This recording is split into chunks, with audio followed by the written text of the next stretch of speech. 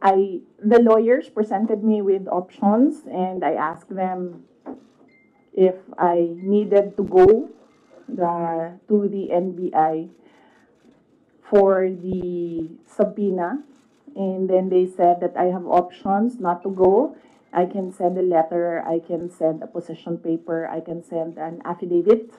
And so we decided that a letter will be sent to the NBI.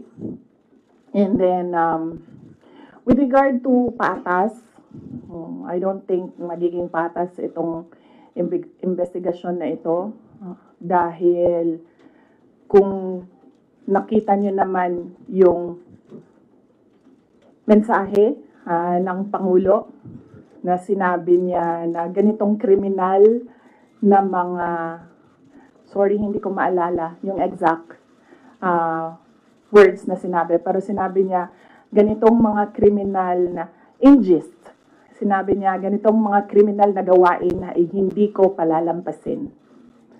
So, makita na natin, no, the pronouncements of the President, meron ng bias doon. And kung nakita nyo rin yung interview ng isang USEC ng Department of Justice, sinabi niya, a threat is a threat.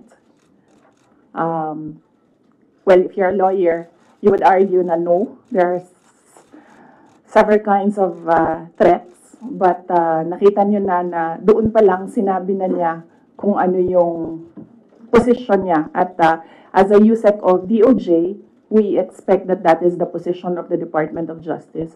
So kahit pa man pumunta ako doon, hindi ako pumunta doon, we believe, and I believe, that we, meaning the lawyers and I, believe that cases will be filed.